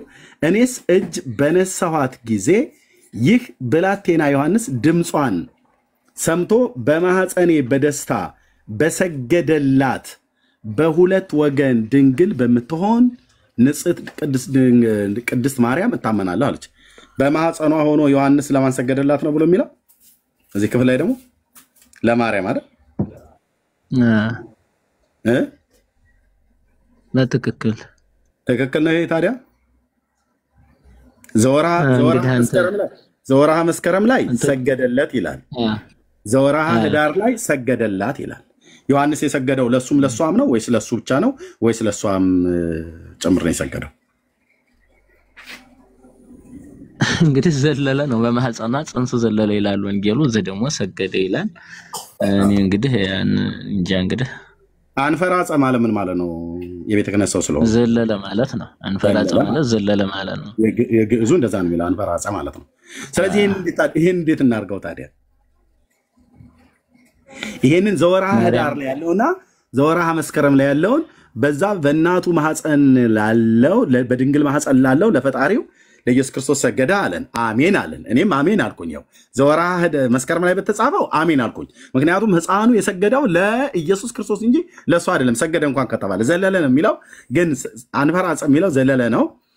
ሰገደ ብሎ የሚለውን ቃል እንደው ቀጥታ ይተርጎም እንኳን ከተባለ የሰገደው ለህፃኑ ዮሐንስ በድንግል ማህፀን ላለው ነው ከተባለ ለጌታችን ለኢየሱስ ክርስቶስ ነው ማለት ነው። ድንግሊቱ የጸነሰችው አምላክ ሰው ስጋው ቃልን ነው የጸነሰችው ማለት ነው። እዚህ ግን ይኸው በደስታ በሰገደላት በሁለት ድንግል ብሎ ይናገራል። ስለዚህ ዮሐንስ ለማርያምም ለኢየሱስም ነው የሰገደው ማለት ነው። የቱን እንመን? እኔ እንግዲህ ገብቼ ያንን ማለት አልችልም። ግን ሰገደ ሲባል ያው የጸጋ ስግደት መሆኑን ተተርጉሟል ማለት ነው። ምክንያቱም ዘለለ ነው የሚለው ብያለሁ። አንፈራጸ ብሎ ለምን ግን ታድበሰ ሰገደ ላይ ይችላል፣ ግን ሲተረጎም ስግደትም ሊሆን ይችላል ብዬ ነው መገመተው እኮ። ለምን ታዲያ ታድበሰብሰዋለህ? ዮሐንስ ነብዩ፣ ይሄ ታላቅ ነብይ፣ በኤልያስ መንፈስና ኃይል የሄደ ነብይ የሰገደው በድንግሊቱ ማህፀን ውስጥ ላለው ነው ዘወርሃ መስከረም ላይ የተጻፈው ወይስ ለድንግሊቱም ጭምር ነው ዘወርሃ ህዳር ላይ ለተጻፈው? ለየትኛው ነው የሰገደው? ለልጇ ነው። እኔ በእኔ እይታ ለልጇ ነው። እንግዲህ ገድል ምናልባት ይሄ ትክክል አይደለም ማለት ነው። እንግዲህ እንደ መጽሐፍ ቅዱስ ምናልባት ብትናርጎ እንትን ላይ ይችላል ብዬ ነው የምገምተው። በእኔ እይታ ነው ይሄን። ስለዚህ ይሄ ትክክል አይደለም ማለት ነው። አይ ትክክል አይደለም አይደለም። ምክንያቱም ይሄ ያፈታት እንትን ልዩነት ሊመጣ ይሆናል እንጂ እኔ ችግር ያለበት አይደለም። ይሄን ፍታው እስኪ በመድኃኒዓለም ፍታውና ዛሬ በቃ ይፈታ። እኔም ዳግም ሁለተኛ ገድልን አላነሳባችሁም። እስኪ ፍታው ይሄንን። እኔ ችግር የለብኝም ሲጀመር በዛ እኔ ዜማ ነው ብያለሁ። የትኛው ዜማ ነው? ዜማ ብትጠይቀኝ በደንብ ልንግባባ እንችላለን። ይሄ ራሱን የቻሉ ያው ይኖራሉ የመጽሐፍ መምህራን ያው ታውቂ ይሆናል የኛ ድርጅት ትምህርቱ በተለያየ የገድላትና የድርሳናት እኮ መምህራን እኮ መጽሐፍ መምህራን ናቸው ይሄን የሚያርቁት ወይም ሊያውቁ የሚችሉትና መጽሐፍ ለምሳሌ መጋቢ ይሄ እኮ ጉባኤ ተዘርግቶ እኮ መጋቢ ሐዲስ መጋቢ ብሉይ ብለው የሚሉ ሰዎች ይሄን ትምህርት እኮ በጉባኤ አይሰጥም። እንደ መጽሐፈ መነኮሳት እንደ መጽሐፈ ሊቃውንት እንደ ብሉያትና እንደ አዲስ ኪዳን ጉባኤ ተዘርግቶ እኮ አይሰጥም። ከአራቱ ጉባኤያት ውስጥ በአንዱም አይመደብም። ይሄ መጽሐፍ አይመደብም። ለዚህ መጽሐፍት መምህራን አሉ፣ የትርጓሜ መምህራን አሉ ብለው እንደገና እኔ አሁን ለማታለል ከሆነ በእውነት አይ ቢሆንም ዞሮ እነሱ ተመጽሐፍ ቅዱስ ያስታርቁት። አየህ እንደ መሰለህ ተናገር። ለምሳሌ ሉቃስን አንድምታ የተማሩ አሉ። የሉቃስ ወንጌሉ ጋር አብረው ሊያስታርቁት እነሱ ናቸው። ከመጽሐፍ ቅዱስ ጋር ከማስታረቃቸው በፊት ዘወርሃ ህዳር ላይ ሰገደላት ብሎ የሚለውና ዘወርሃ መስከረም ላይ ሰገደለት ብሎ የሚለውን ይሄንን እስቲ ሁለቱን በሁለቱ ወር ውስጥ በገድለ ዮሐንስ ላይ የተጻፈውን እስኪ ሁለቱን እስኪ እርሶ ያስታርቁ። ከመጽሐፍ ቅዱስ ጋር ከመታረቁ እርስ በርስ እስቲ ያስታርቁ። ዜማ ብትጠይቀኝ እኔ ችግር የለውም። ዜማ በደንብ እልልሃለሁ። ይሄ ራሱን የቻለ ባለሙያ አለው እያልኩህ ነው። ምክንያቱም አሁን ይሄ ሰገደለት የሚለውን ይፈቱታል እርግጠኛ ነኝ። ሰገደለት የሚለው ተለያዩ ነው። ያንተ ተቀብያለሁ ያንተን ሐሳብና ወይም በዚህ ዙሪያ የሚችሉ ይኖራሉ። ሰው መቼም እኔ ብቻ አይደለሁም ያለሁትና ሌላም ባለሙያ ስለሚኖሩ ችግር የለውም። ይቅርታ አድርግልኝና እና እንለፈው ይሄን ቀደም ልገባ የሚቻልኩት አድበስብሰን እንለፈው። ታዲያ ይሄንን ተቋምና ያው ጠብ እንዳይኖር ጠብ ጥሩ አይደለም ተፋቅረን ስለምንኖር የሚል አስተያየት ለመስጠት እንጂ ብዙም ምን ወደዚህ የምን ጠብ አለ? አሁን መጽሐፉ እርስ በርስ ተጣልቶ የምን ጠብ አለ? እኛ እኮ ጠብ የለንም። ህዝባችን እኮ ነው የኢትዮጵያ ኦርቶዶክስ ተዋሕዶ። ለምሳሌ ኮመንት ላይ ለምሳሌ ይሰዳደባሉ። አንተ ኮሜንት ላይ በፖለቲካም በምንም ይሰዳደባሉ ነው ከሌንድ ነው አንዱ ሲጽፍ ከታይ አንዱ ደግሞ እንትን ሲሆነ ያ ለኛ ይህ ለምናይ ደስ አይልም። ለዛ ነው እኔ ስለዚህ መልስ የለም ማለት ነው። መልስ የለም ማለት ነው። አይ መልስማ ይኖረዋል እንጂ እንዴት አይኖረውም ብለህ ነው አንተ። የአማርኛ መምህርና የወላይታ መምህር እኮ አይገናኙም፣ ግን ሁለቱም መምህር ናቸው። ይለያያሉ ይመስለኛል። እሺ ታዲያ ይሄኛው በወላይታኛ ነው የተጻፈው ያለው ሁሉንም ጥንቅቅ አድርጌ ላልወሰን እችላለሁ እኔ አሁን። ምክንያቱም በዚህ ዙሪያ የተመረቀው ዜማ ላይ ይችላል ሁሉን ዜማም ሆኖ ስለሚለያይ አይነት ያው ታውቃለህ ብዬ ገምታለሁ። ኧረ እንደው ቴልጌል ኧረ በመድኃኒዓለም እግዚአብሔርን ፍራ። እኔ አሁን እኔ እውነቴን ነው በደንብ ስላስተናገርከኝ በጣም አመሰግናለሁ። ለምሳሌ አሁን ይሄን ስም አንብበው ብለህ አንተ ልትቸገር ትችላለህ። እኔ ግን ሞያዬ በዛ አካባቢ ስለሆነ ላነበው ይችላል። ለምሳሌ ቴልፌልስ ወር ብለህ አንብብ ብለህ በዝም ብለህ ግዴታ አታውቅም ብዬ አንተ ልሰድብህ አልችልም ማለት ነው። ምክንያቱም ሰው እንትን ያለከል ካነጋገር ጀምሮ አሁን አነጋገር የሚችሉ አሉ፣ የማይችልም አለ። ያ ግን የማይችለው አልተማረም ማለት አንችልም። በሌላ ፓርቲ ይሆናል እንትኑ እና በእንደዚህ አይነት አንግል ብታየው ደስ ይለኛል። በከመሰገደ ዮሐንስ ለወልድኪ ዮሐንስ በከመሰገደ ነው ዜማ ስላለው ነው እሱን ያመጣሁት። ለምሳሌ ዜማ አለው አሁን ከላይ ጀምሮ አይኑ ዘተገብረ እስከመጨረሻው ለልህ የቻልኩት ግዕዝም ቋንቋ ስለሆነ ዜማም ስላለው እኔ በተለያየ ዜማ አውቃለሁ። እሱን ባቋቋም በዜማ በቅዳሴ በሰዓታት በብዙ አይነት ዜማ ስላለው ለዛ ነው የጠቀስኩልህ። ስለዚህ ዮሐንስ በእናቱ ማህፀን ሆኖ በድንግል ማህፀን ላለው ለክርስቶስ ሰገደ ብሎ የሚለውን ዘወርሃ መስከረም ላይ ያለውን ታምነውና ዘወርሃ ህዳር ላይ ግን በማህፀኔ በደስታ በሰገደላት በሁለት ወገን ድንግል የምትሆን ንጽሕት ቅድስት ድንግል ማርያም ታመናለሁ ብሎ ያለውን ሰገደላት ብሎ የሚለውን ይሄኛውን ታምናዋለህ ብዬ ስልህ ዝም አልከኝ። ስለዚህ ዮሐንስ ማለት ነው በእናንተ ቤት ዮሐንስ ፋይታላ አገር እኔ እዚህ ላይ ይብቃኝ።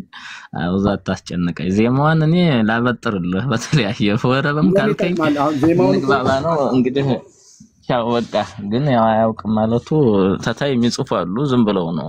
ምክንያቱም አንደኛውን ዜማ በሉ ብለኔም ብዙ አይነት ዜማ ስላለው ትክክል ስላልሆነ በዛ እንግል የለኝ ችግር የለውም። በቃ ይሄ ነው እኔ እንኳን ያለኝ። ስለዚህ በቃ እንደዚሁ ተደፋፍኖ ይቀር አይደል? ይሄን ነገር እንደይ ስናወጣ አይ ምን ይቀራል? ሞልቶ ሰው አንተው አረ የሚገቡ የለ መጠየቅ ትችላለህ።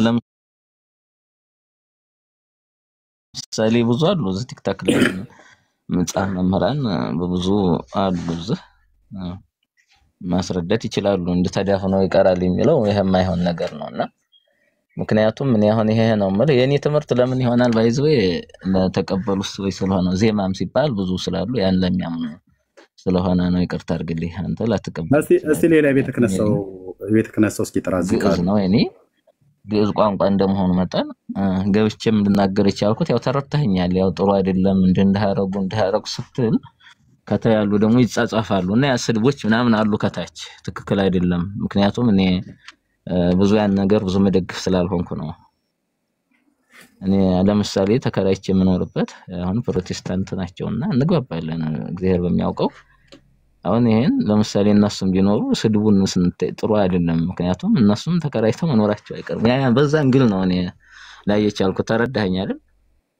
ዲያቆን አጊስጦስ ና እስኪ ግባ። ለሷም ለሱም ነው የሰገደው ይላል ሌላኛው ዲያቆን ማለት ነው። አጊስጦስ ና ግባ እስኪ ለሷም ለልጇም ነው የሰገደው ብሏል። ይሄው እና ግባና እስኪ ንገረን የትኛው ሐዋርያ ነው እንደዛ ብሎ የጻፈው?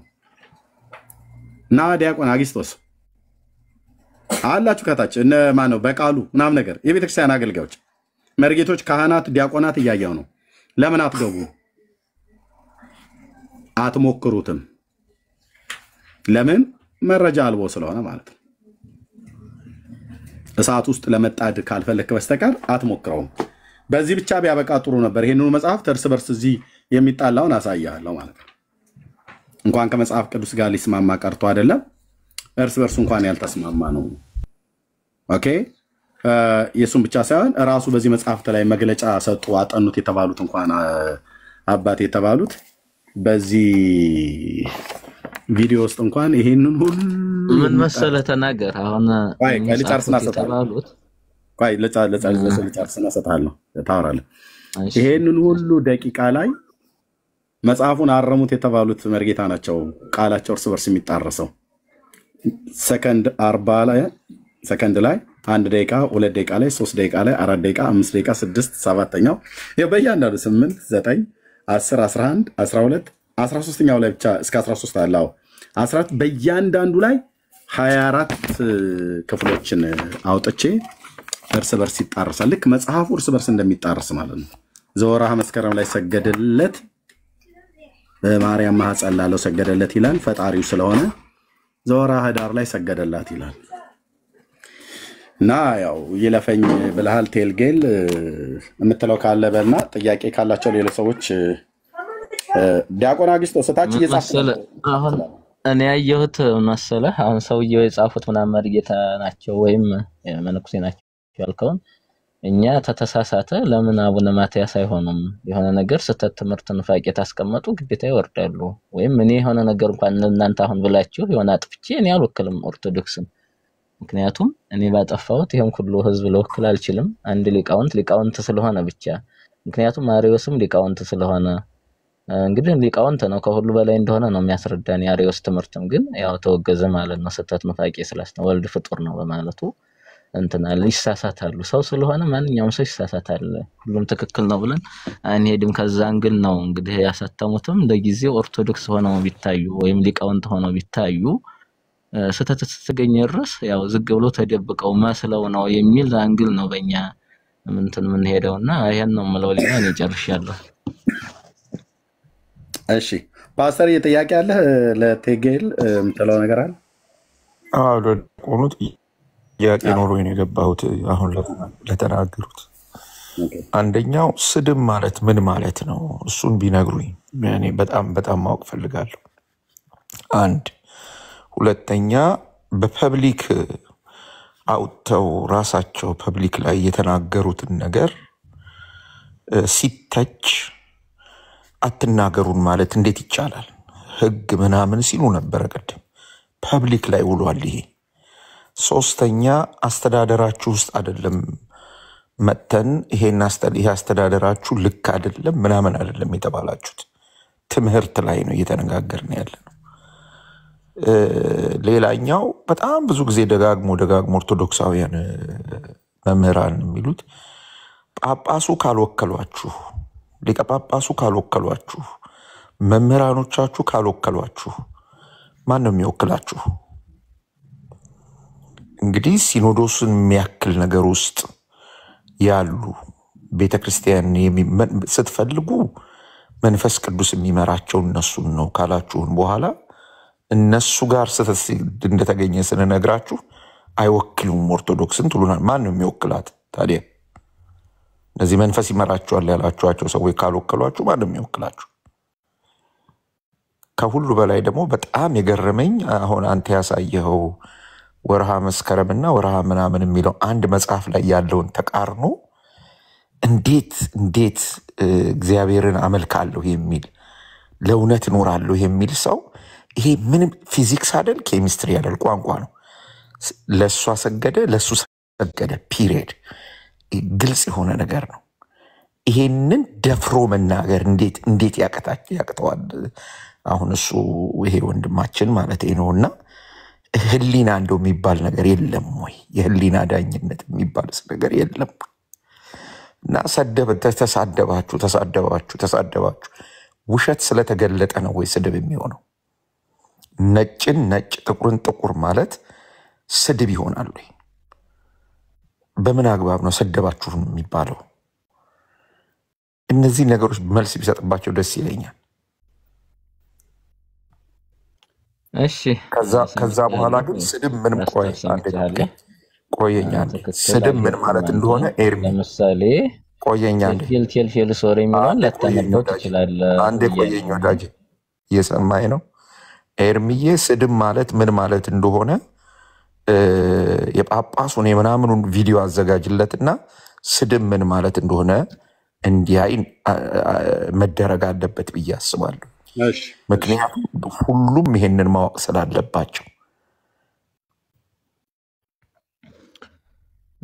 ትክክል ነው አንተ ያልከው። በአንተ እይታ ትክክል ሊሆን ይችላል። ይሄ እኮ ይጣረሳል። መጽሐፍ ሲጣረሱ ለምሳሌ ማርቆስ ወንጌል በ3 ሰዓት ተሰቀለ ይላል፣ ሌላው ደግሞ በ6 ይላል። እነዚህ አሁን የሚታረቁ ነገሮች አሉ። ባለሙያው ነው እንትን የሚላቸውና ብዙ አይነቶች አሉ። ዘፍልቻ ላይ ሳይሆን ያው እናንተም ወንጌል እንቀበላለን ስለምትሉ እንደገና እውቀት ይሄን አይመልሱም ወይ የሚለው ነገር እኔ የማውቀውን አሁን 5% ላትል ትችላለህ። ዜማ ስለሆነ እኔ ብዙ አመት ስለለፋሁበት፣ አንተ ግን ስላልተማርከው ያ ይለያያል። የሰው ትምህርት ለምሳሌ ብዬ ተናገር ያለው ወላይታ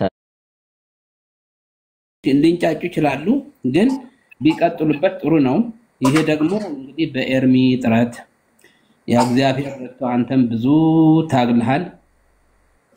ትዝታንም ባለው እንትኑ እየታገለ ነው ያለው።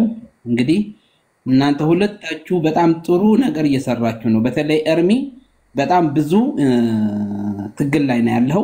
በጣም እግዚአብሔር ብርታቱ ሰጠ ነው ይህን ሁሉ እያደረከ ያለውና በእናንተ ጥረት ነው ይህን ሁሉ እየተጋለጠ ያለው ማለት ነው። በውስጧ የነበሩ ሰዎች ተምረው ውስጧን በደንብ የሚያውቁ እንደነ ኤርሚ አይነት እንግዲህ ያን ሁሉ ገል መጽሐፍ ተሸክመ አንተ ይዘህ እያነበብክ በትጋት ያለውን እየሞገትክ ያለው እና እዚህ ያሉትን ኦርቶዶክሶች ሳትሳደቡ ኤርሚን ለመመለስ ከፈለጋችሁ እውነት ካላችሁ ወደ ኦርቶዶክሲ ኤርሚን እንመልሰዋለን ካላችሁ ሳትሳደቡ መጣችሁ ኤርሚን መሞገት ነው። በመጽሐፍ ቅዱስና በገድላት በተለይ ዘማርያም የሚባለው ዝም ብሎ አጭበርባሪዎች እየመጡ አሁን ዝም ብሎ የሚፈክሩት በየሚዲያ እየመጡ እየፈከሩ የሚሄዱት እንግዲህ መተው በመጽሐፍ ላይ እንትን ማድረግ ነው፣ አንተን መሞገት ነው። አይችሉም። ስለማይችሉ ነው እንደዛ የሚሉትና ጥሩ እንትን ያዝከው። ያኛው አንዱ ማን ነበር? ያኛው ቄስ ነኝ የሚለው አጭበርባሪው አንድ የፖለቲካ ይናገራል፣ አንድ የሆነ ነገር ይላል። ይሄ ዲበኩሉ በላይ የሚባለው ሰውየውን እኔ እንኳን ቄስ አልለውም።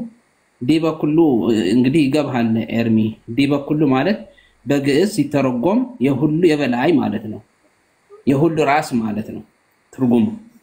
እና እኔ ሁሉ የበላይ ነኝ ብሎ እንግዲህ ራሱን ቆልሎ ቁጭ ያደረገው ዕውቀት የሌለው ሰውየውን ለምን መጥቶ አንተ ጋር ታዲያ አሁን እንዲህ ቤት አይገባም ነበር? አቅም ካለው እንደሚሸነፍ እንደሚዘረር ስለሚያውቀው ነው። አይችሉም። ኤርሚ ጋር የማይመጡት አሁን የኤርሚን ስም እያጠፉ ያሉት እየተሳደቡ ያሉት በዛ አይነት መልክ ኤርሚያስ የሚቆም ሰው አይደለም ብዬ ነው የማምነው። እና መጣችሁ በእውነት ሳትሳደቡ ከኤርሚ ጋር እንግዲህ ኤርሚ ያባረናል ወይ ይሰድበናል ወይ እንደዚህ ያርገናል የምትሉ ከሆነ እንግዲህ ኤርሚንም ሌላ ቦታ ቤት ሄደን የተሻለ ቦታ ወይም ደግሞ ማን ነው ይሄ ልጁ ጋር ባለፈ የነበረውን እዛ ጋር ሄደን እንግዲህ እንከራከር ድቤት እንግባ ያለ ነው እንግዲህ በሌላ ቤት ማለት ነው። እንግዲህ በዛ ቤት የሚመራው ሰው አለ። እዛ መጣችሁ መታገል ነውና ያላችሁን አቅም ችሎታውን ይዛችሁ መጻፍቱም ገድሉም መጽሐፍ ቅዱስንም ይዛችሁ መጣችሁ መታገል ነው እውነት ካላችሁ ማለት ነው። ኤርሚ ግን ትክክለኛውን እውነት መጽሐፍ ቅዱስን ይዞ የእናንተም ገድል ይዞ እያነበበ ነው ያለው እየነገራችሁ ነው ያለው እውነቱና ባትሳደቡ ጥሩ ነው።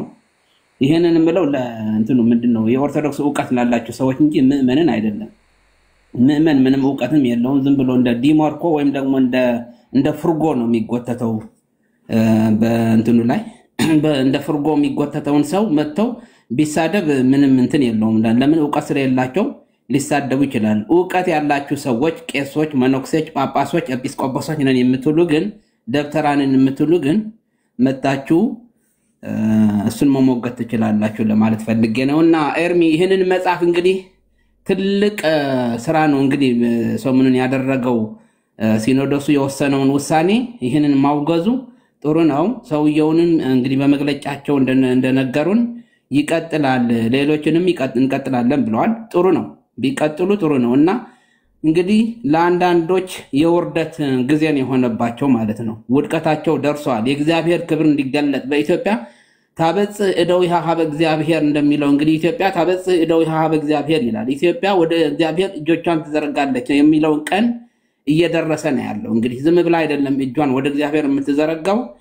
እንግዲህ ይህንን እየደረሰ ነው ያለው። ክርስቶስን በማወቅ ክርስቶስ በኢትዮጵያ ውስጥ እንግዲህ በሙላት እንዲገለጥ በተለይ በኦርቶዶክስ ውስጥ ያለውን ውስጡ ክርስቶስን በደንብ እንዲሰበክና እንዲገለጥላቸው ያንን ጊዜ ነው እንግዲህ ኢትዮጵያ እንግዲህ በሙላት እጆቿን ወደ እግዚአብሔር የምትዘረጋውና ይሄንን እየታየኝ ነው ያለው በኢትዮጵያ የሚሆነውን ነገር በልጆቹ እግዚአብሔር ራሱ እንግዲህ ሰውን ነው የሚያዘጋጀው።